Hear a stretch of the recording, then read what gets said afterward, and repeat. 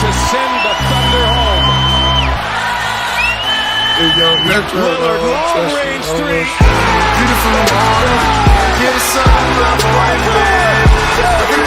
All right, welcome back, ladies and gentlemen, to CO Sports Talk. Late night episode right now. No problem, though. We have a lot to break down as it's been a minute since we last recorded, and a lot's gone down in the MLB world. So let's get right into it and talk. Yep, it's officially Sunday, August 7th right now as we're recording, 12:02 a.m. So don't say we're not on the ground. Let's go. Big trade. We all wanted to know where he was going. Juan Soto is a San Diego Padre. The Washington Nationals dished him out for a lot. I believe Eric Hosmer was involved in a trade. He went to Boston. But yeah, Oliver, first give us, the grades for the Nationals. So what do you think the Nationals, actually do Nationals first, then Padres?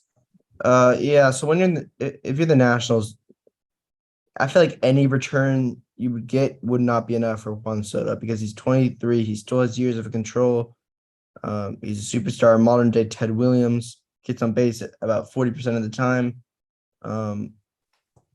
Crazy numbers, crazy potential. So, and they also dished out Josh Bell at the same time. That's another valuable piece. They're having a monster year, one of his best years he's ever had. Definitely his best since leaving Pittsburgh Pirates. And so they got former top 10 prospect CJ Abrams. He was the Padres' #1 prospect before this year started. Then obviously he's not a prospect anymore because he's succeeded his big league time. He's a good player. Mackenzie Gore is another good guy they got. And then they got, I believe they got Robert Hassel, who was their #1 prospect now. James Wood as well. They got like really elite prospects. Luke Voigt was involved in it too. And Luke Voigt was in it because poor Luke Voigt had to be involved because Eric Hosmer had a no trade clause to I think 11 out of the 30 or 19 out of the 30 teams. And so yeah, poor Luke Voigt. He probably hates Eric Hosmer. But he hit a home run today, which is kind of funny. And yeah, so I would give it I think they got really good return, but again, it's Juan Soto. So I'll give it a B- for the Nationals. And for the Padres, it's A+ because you get Juan Soto. You destroy your future, but your future is also at the same time as Juan Soto and Fernando Tatis. I'm taking that over some prospects who might not pan out. Yeah, that's fair. So you get Josh Bell too. Yeah, the Nationals, I mean, I don't have it as bad as Oliver. I have it like a B+, maybe A-. I'll go B+. And the reason I don't have it as bad is because Juan Soto obviously made it clear that he didn't want to be a National anymore, and they had to ditch him out some way. And I think they got a ton for him. So, I mean, obviously it sucks that they're losing Soto, but they were going to lose him. And it's better than losing him, somewhere else for less. So I think at least that's good. And they got, obviously, as I just said, a ton back for him. I mean, CJ Abrams has already been up. He's been solid. And then obviously so many prospects. Luke Voigt, I mean, the Nats are going to have a solid farm system. I mean, and they just won already like a few years ago with Juan Soto. At least one thing they can help is Juan Soto got them a ring. Like they got a ring, which is good. Yeah. And that's ultimately what the Padres are chasing. And that's why it's an A+ because they're going to get a ring this year and they're going all in. I mean, them versus the other SoCal team right now, they're both super teams. Sucks to be in their division as a Giants fan. But these two teams are chasing it this year. I mean, in 10 years, the Padres are going to be awful. But, I mean, it doesn't matter. You should go to win right now. So, yeah, that's an A+. But, yeah, so Soto was a Padre, wild. And, yeah, how's he doing so far as a Padre? I think pretty well. Hasn't hit a home run yet, but doing Soto things, walking a lot. But the Dodgers are taking the first two of the series, so Dodgers reigning supreme still. But still no Fernando Tatis and we're in August, so yeah. We'll see. And then along with Juan Soto, they also got one of the best closers in the game, if not the best, Josh Hader. I think he was undoubtedly the best until he had this little rough streak and Edwin Diaz being so good. It's been kind of up in the air, but early in the season, undoubtedly the best closer in the league, Josh Hader. Maybe he can kind of find himself again. And I know he's been pretty at lights out in his few Padres performances thus far. So, yeah, it's big thing out of the bullpen. They unload Taylor Rogers, who was kind of struggling for them. And then they also trade for Brandon Drury, who's having a career year with the Reds. First pitch he ever saw as a Padre, he hit a grand slam. So that's pretty cool. Brandon Drury was also a good pickup. I'm not sure where he's playing though, with Manny Machado at third, maybe DH. I don't know, but yeah, really good trade deadline for the Padres. They definitely won it. Yeah. Padres, I mean, they stacked their team up. As you just said, Josh Hader, another big thing. So yeah, I'll rate that obviously an A+ again. And yeah, and then some other acquisitions that we had in the trade deadline. I mean, Joey Gallo went to the Dodgers. I know he was bad, but Benintendi is a Yankee. Tony's a Yankee. Luis Castillo to the Mariners. The Reds won that trade. Reds got the number 1 prospect, who's a top 10 prospect in baseball, Noel V. Marte. Good haul for them. Another Reds pitcher, Tyler Mahle, got a deal to the Twins. What do you rate Noah Syndergaard to the Phillies? So at first, I was like, okay, they traded Mickey Moniak, former number 1 pick, but he's been awful. And then Mickey Moniak goes to the Angels and hits like 2 home runs in his first 3 games. So I'll still rate it like I think it's just kind of a mid trade for both, because Noah's kind of having a down year too, and he hasn't really been the same since he got injured. But yeah, I mean that trade's kind of mid. The Phillies are trying to make a little playoff run. And They are, yeah. They added some bullpen. They need Bryce Harper back though. He's still injured from getting hit by a pitch. But they're doing pretty well without him. JT Realmuto is playing really well. Fairfield to the Blue Jays. Yeah. Hope bro kid's vaccinated, or else he won't be able to play at home games. Yeah. And Giants. Let's talk about the Giants a bit. Traded Darren Ruff to the Mets for 3 prospects. Or Thomas Zapolsky is not really a prospect. He's 26, but JD Davis, who's made a pretty big impact thus far as a Giant, 2 home runs in his first 3 games, I think. Yeah, So, today was crushed. Yeah, 437 dead center. That ball was crushed. Joey Bart really starting to heat up, by the way, too. Hit another home run today. Really he really is, and I'm really happy about that, because I feel like he really was working hard, trying hard. Also, I felt bad for him when he was really struggling, and ever since he's gone back up, he really is heating up. He's finally over 200s, which looks good, which way better on the average, and he's hitting nukes, man. That guy has pop, and I love when he goes yard because it's raked. So yeah, I'm happy that I think he is our catcher 1 for sure. Yeah, and speaking of catchers, Giants traded Kirk Casale, which is kind of weird. Kirk Casale, forever Giant. He's a good guy. I felt like Kurt was just a good leader in the clubhouse. Yeah, shout out Chad. Matt Boyd also in that deal. Never played a game. But our boy Tynan met Matt Boyd at the airport, which is pretty cool. It is pretty cool. Shout out Tynan, big Giants guy. He literally just saw a guy in the Seattle airport because he was just there for vacation, and he had a Matt Boyd sign. He's like, I mean, he's from San Francisco to Seattle. Surely that's the Matt Boyd. And he just waited for him and got a picture of the guy. We'll cue the picture in here right now. So shout out Tynan. That's a pretty cool thing to do. Right there. Matt Boyd. Matt Boyd. So yeah, shout out Tynan. Yeah, so I think that was the deals we made. And last but not least, Trey Mancini to the Astros. Trey Mancini to the Astros. He's raking, by the way. He hit a grand slam. I think he's had 3 home runs in like 3 games. Dixon Machado to the Giants. However, he's already been DFA'd. Yeah, nice move there. David Villar was just sent down from the Giants too, but I think he'll be back up soon. He was fine. And so yeah, Mets got Daniel Vogel back. But Jake McGee's with the Brewers now. Gave up a home run today in typical Jake McGee fashion. But yeah. So that's pretty much it for the MLB. And so I posted struggling a lot too, but they finally got a win, which is nice. Who? The Giants. Yeah, facts. We got a win today. So I posted on Instagram story hot takes for a new segment on the show. Got 6 responses. So we'll react to them now. Me and Casey will buy them or sell them. Buy them, we agree with them. Sell them, we disagree, and we'll tell you why. So yeah, only 6 people responded, and I know a lot more people saw the story, so bit disappointed in that, but it's okay. Just stay active. Follow our Instagram, CO_sports_talk for stuff like this, so you can be featured in a video because we will shout everyone who did this. So first, Oliver Mar Lily. So me, I said I got hacked, by the way. Free me. None of the top 3 picks in the 22 NBA draft will win Rookie of the Year. So we're talking Paolo Banchero, Chet Holmgren, and Jabari Smith.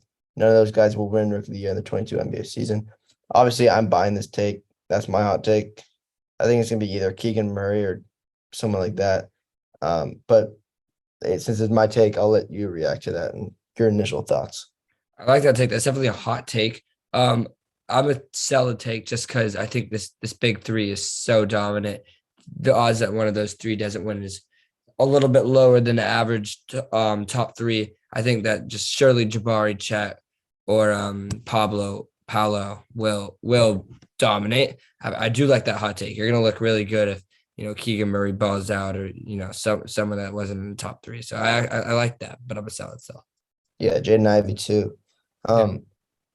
Will Maxwell says, bit of a troll take here, but I guess we'll still say it.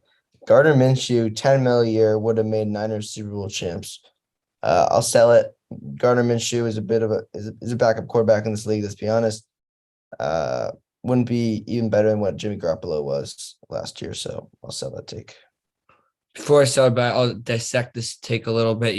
If he was our backup if he was a starting QB in 2019 and 2021, we made the big runs. 2019, I don't know if we would have even gone to the Super Bowl, to be honest. Jimmy ran the system pretty well that year. I know the Super Bowl, he may have struggled a little bit, but he ran that system well. And then in 2021, Jimmy did struggle in the regular season. However, in the playoffs, he played well. I don't know if Gardner Minshew would have had the poise in Green Bay to win that game in LA. So I'm going to sell that as well. I don't know if we would have won either of those Super Bowls if Gardner Minshew was a starter. Facts.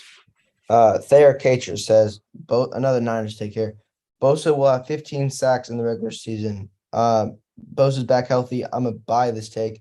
I think the record is 22.5. Or did TJ Watt break it last year or tie it? I can't remember. I think he broke it. So 23 sacks then, I think. 15 is definitely reachable for Bosa. 17 games. If he plays all 17, I think he can definitely get 15, maybe even more. Yeah. In 2021, I'm getting the number here, but I believe Nick Bosa had 15.5 sacks. So I actually do buy this as well. As you said, second year after recovering from the ACL, I think he will get over 17. I don't know if he'll break the record that TJ Watt said, but I think he could get like 19 sacks. So I'll buy it. For sure. Yeah, so we both buy that one. And next is your take. Casey Hornbeek says, what Curry did in 2022 is more impressive than LeBron in 2016. And you want to explain this first? Yeah, man. I mean, everyone's always debating LeBron versus Michael Jordan. And everyone talks about how LeBron came down from a 3-1 lead. And it made me think, what Curry did in 2022 was just as impressive. I mean, everyone talks about how LeBron did it alone. But let's not talk about the time that LeBron lost in 2015, 17, 18, all with the Cavs when he was actually alone. When he was not alone in 2016. He had Kevin Love and Kyrie Irving. Don't mention Timothy Mozgov. I mean, this Warriors team was not like, besides Curry carried some of these games. Andrew Wiggins was the best player. Clay has struggled a little bit, and Draymond definitely struggled. It was literally the Wiggins and Curry show, and really just the Curry show. I think it was just as impressive beating a Celtics team. And then they'll argue that it was the star Warriors team he beat. But Kyrie's the one that hit the shot. I mean, he blocked an Iguodala layup that anyone could block. I don't know. I'm saying Curry in 2022. So I'm buying this take. All right. Well, so if you're saying what the Curry did versus LeBron, you're saying Curry versus LeBron, not Cavs versus Warriors, right? So like you're not saying what the Warriors did this year was more impressive when Curry did. So what Curry did Throughout the playoffs. LeBron was the best player of that series, and it wasn't even close. 2016, and I'm a diehard Warriors fan, so what I say is non-biased. I'm gonna sell this take. Look, it's the best team of all time. 73-9 Warriors. You're down 3-1. You're on the ropes. LeBron is your best player. He's playing like an MVP. And he's leading the team. Steph Curry was phenomenal in 2022. He was phenomenal. Dropped, I think, 43 in that game 4 or 5. Really carried the team. But I think the supporting cast were kind of equal. Warriors had more depth off the bench. I think it's just way more improbable what LeBron did versus what Steph Curry is. And I think that's the difference. Beating the Celtics when you're down 2-1, have home court advantage, have all that stuff is more improbable than what LeBron did, come back 3-1 against the greatest team to ever live. So I see where you're coming from here, but I'm gonna sell that. Justin Marks says Eagles make it the NFC Championship. You want to go first on this one? At first it sounded like a blasphemy, and I still think NFC Championship probably is a blasphemy. However, I'll throw it up right here. But if you look at the Eagles' schedule in 2022, it really is quite favorable to them. So if you were to shift this take to like Eagles start with the best record in the NFL, I actually would believe this because the Birds, they start the season in Detroit and they play I'll name their first 10 games. Super easy. The Lions, Vikings, Commanders, Jaguars, Cardinals, Cowboys. Those are a little harder. Steelers, Texans, Commanders, Colts. And then they have a little bit of a hard spree, but they could easily start, 8-2.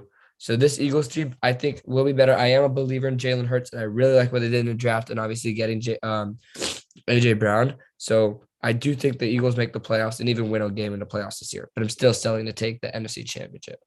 And get ready for NFL predictions, by the way. That's going to be fun. Yeah, it's going to be a good episode. I think NFC Championship might be a stretch. You know what? I'll buy it. I think this Eagles team is best it's been in years. I think the quarterback play is a bit questionable, but it's a good defense. Good added AJ Brown. I don't know. I'm not going to predict them to make the NFC Championship, but streaks happen. It could happen. So I believe this is coming from an Eagles fan, correct? Correct. So yeah. I wouldn't say it would happen, but the NFC is weaker than the AFC this year by far. But you got teams like the Bucks. You got teams like the Rams. Packers are gonna be a little weaker. Niners are gonna be better, probably. Maybe like the same. Depends how Trey Lance plays, and that's pretty much it. So you gotta. I mean, it could happen. I think the Saints will be decent. I think Eagles have an outside shot at this, and I don't hate the take. I'll buy it. And lastly, also from Justin Marks says, Raiders win the Super Bowl. Not just make the Super Bowl, win it. And you know what? I'm going to sell this take. But after that Hall of Fame game performance, anything can happen, man. But yeah, Derek Carr's Devontae Adams could be special. Derek Carr really elevated his play last year to like a fringe top 10 quarterback. And yeah, played well. Added Chandler Jones to that defense. He's a ferocious pass rusher. It's a good team, but their division's so tough that winning games can be hard. But if they can make the playoffs, they're definitely a good enough team to make a run. But winning the Super Bowl, bit of a stretch for me, so I'm gonna sell it. I don't know if I'm gonna answer buy or sell because I want people to be excited for our NFL predictions. However, all I'll say is the Raiders had a wonderful offseason. They obviously got the best wide receiver in the NFL. The defense, I don't know how that Chandler Jones was a big signing, but maybe a little worrisome. They got a great backup quarterback in Jarrett Stidham and Chase Garbers. And most importantly, this Raiders team signed a new coach, Josh McDaniels. Some people don't know if Josh McDaniels was holding Tom Brady and then Mac Jones left your back or not. However, we'll see with the Raiders and how he can do with Derek Carr. And yeah, so this Raiders team, we'll see. I'll tell you how I think they'll do in NFL predictions. But yeah, those are some pretty good buy or sells. Yeah, I like that segment. Maybe we could do it again. But I need some more participation from you guys. Facts. The women's Euros wrapped up last Sunday. England finally won an international cup. This time on the women's side, they beat the Germans in overtime 2-1. Yeah, it was a really cool game. I watched it live. whole game. They beat Germany. Solid game. I mean, I think England was the best team this tournament. And yeah, I really did enjoy this women's Euro just due to the fact that I love international soccer. Yeah, international soccer is dope. Finally came home. And the women won. Yeah, the the Brits won it, and being Germany's must feel nice for them. And yeah, good for England. Not much to say. Didn't watch the game, but yeah.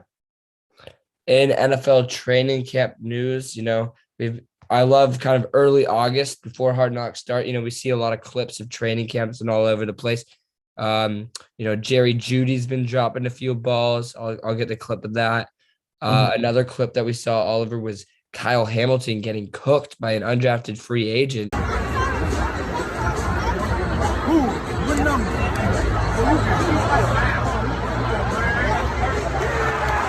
Of course, all the alarms go off, and then there's all the whole group of people saying, no need to worry about it. His safety's not at the press. Trayvon Diggs got pressed in a few. Saw some cool catches by Brandon Ayuk. Juju Smith looking good in Kansas City. So yeah, any early training camp, takes you want to throw out there? Training camp takes. I don't know. Have you seen anything that's marking your eye? Oh, okay. I see. Baker threw a few picks I saw in Carolina. I'll do a Niners one for you. I've been really impressed with what I've seen from Brandon Ayuk. I think Brandon Ayuk is the Pro Bowler this year, along with Deebo Samuel. I think the Niners get 2 wide receiver Pro Bowlers in. So there you go. That's my hot take from there. I like that, and I actually like the New York Jets to make the playoffs. I mean, I know that's wild to you, Oliver, but I think this Jets team had a really solid offseason. And I think I know that whole Zach Wilson thing was kind of crazy, but it may have been good just for the team in general. They're got a lot of hype going into the season. Their offense is good. I think Elijah Moore kind of breaks out this year, makes the Pro Bowl. I think Elijah Moore is going to have a breakout season. So yeah, there's a little hot takes for you guys. And and last but not least, rest in peace of Bill Russell. Yeah, Bill Russell, legend. 11 rings as a player, even more as a coach, and legend of the game, and rest in peace, Bill, 88 years old, had a great life. Yeah, he did. And before we wrap up, just get ready. Next 3 weeks are big. We got high school football predictions next week. Week after that, we got college football predictions. Week after that, NFL predictions. So it's just getting better and better. Buckle in, boys. Buckle in. Yeah, and we will see you next week. Peace.